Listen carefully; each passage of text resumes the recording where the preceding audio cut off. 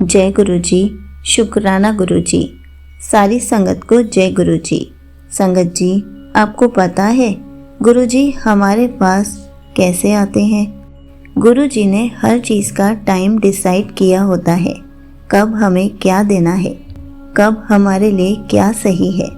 इसी पर एक अंकल जी का सत्संग सुनाती हूँ, जिसमें उन्होंने इस बात को बहुत अच्छे से बताया है कि गुरु जी सब कुछ खुद कैसे करा देते हैं और हमें पता भी नहीं चलता कि ये सब कैसे हो गया। ये सत्संग पूरा ज़रूर सुनिएगा, आपको बहुत अच्छे आंसर्स मिलेंगे। तो चलिए अंकल जी का सत्संग सुनाती हूँ।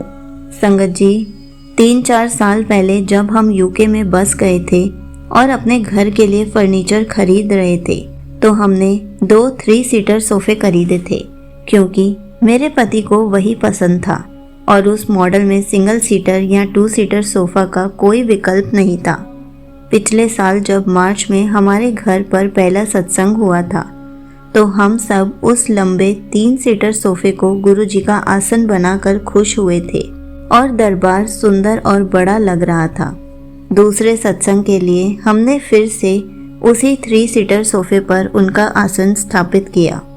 उसके बाद मुझे लगने लगा कि हमें उनका आसन एक सिंगल सीटर सोफ़े या कुर्सी पर बनाना चाहिए, लेकिन हमारे पास एक सिंगल सीटर सोफ़ा नहीं है। हालांकि हाल ही में लॉकडाउन में जब भौतिक सत्संग बंद हो गए, तो मैं प्लेलिस्ट चलाकर घर पर चाय प्रसाद, कड़ा प्रसाद, जोत, आरती सब कुछ बनाकर रविवार के वैश्विक वर्चुअल सत्संग में भाग ले रहा हूँ। लगभग 3 सप्ताह पहले रविवार के वर्चुअल सत्संग के बाद मैंने मन ही मन गुरु जी से पूछा, गुरु जी क्या आप वास्तव में आते हैं? जब मैं आपके लिए चाय प्रसाद, कड़ा प्रसाद बनाता हूँ, हर रविवार को वर्चुअल सत्संग करता हूँ, मुझे आश्चर्य हुआ। मैंने उन्हें यह कहते हुए सुना, तू सब कुछ कर रहा है पर मेरी गद्दी ते लांदा ही नहीं। यह सच था, क्योंकि मैं उनका आसन नहीं बना रहा था। मैं उनके बड़े स्वरूप और चरण कमल के सामने आरती करता था, लेकिन आसन या गद्दी नहीं बनाता था। मुझे एहसास हुआ और मैंने सोचा कि काश मेरे पास गुरु जी की गद्दी बनाने के लिए एक सिंगल सीटर सोफ़ा होता। अगले रविवार के सत्संग में मैंने अपनी बेटी की स्टडी टेबल सेट से कुर्सी ली और उसे गुरु जी की गद्दी बना दिया। मैं कहता रहा, गुरु जी माफ़ करें, आपको इसमें टाइट लग रहा होगा, पर क्या करूं, मेरे पास सिंगल सीटर सोफ़ा नहीं है आपकी गद्दी के लिए। मैंने गुरु जी की गद्दी बनाने के एकमात्र उद्देश्य से एक गद्दी, अच्छी कुर्सी या सिंगल सीटर सोफ़ा खरीदने के बारे में सोचना शुरू कर दिया। हाल ही में 1 जुलाई को हमारे घर पर सत्संग हुआ था, जिसका सीधा प्रसारण हमारे गुरु परिवार के लिए जूम पर किया जा रहा था।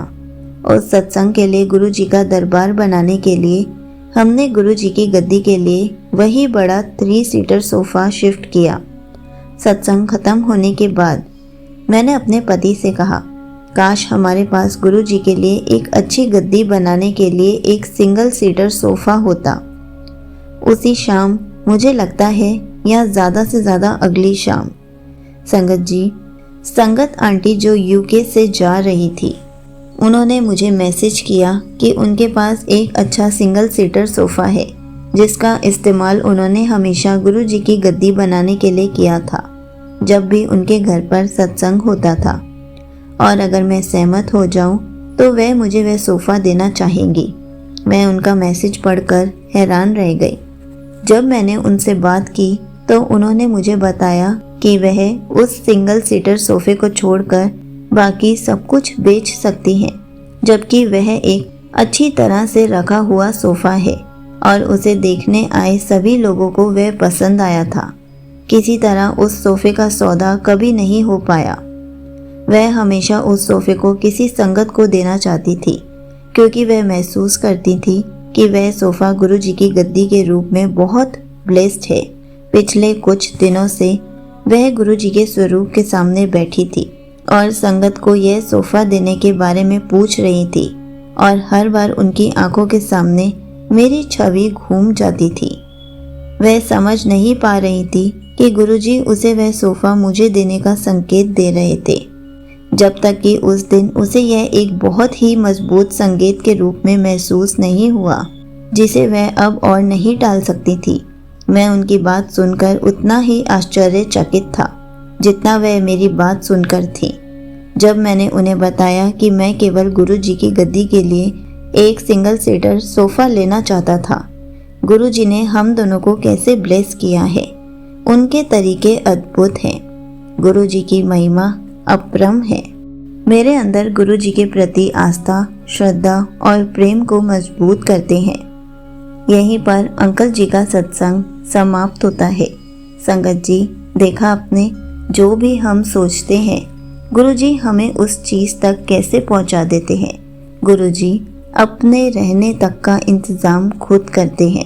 गुरुजी किसके घर में जाना चाहते हैं, किसे अपनी संगत बनाना चाहते हैं, अपना स्वरूप कहाँ लगवाना चाहते हैं, खुद घर में जगह बना लेते हैं। हर चीज़ गुरुजी ने ही डिसाइड की होती है। हम तो बस कठपुतली की तरह गुरुजी के आदेशों का पालन करते हैं। गुरुजी जो हमारे मन में थॉट डालते हैं, जैसा हमसे करवाना चाहते हैं वैसा ही करवाते हैं। इसलिए हमें कभी कुछ प्लानिंग नहीं करनी चाहिए, कभी कुछ सोचना नहीं चाहिए, क्योंकि सब कुछ गुरुजी ही करवा देते हैं। जय गुरुजी, शुक्राना गुरुजी।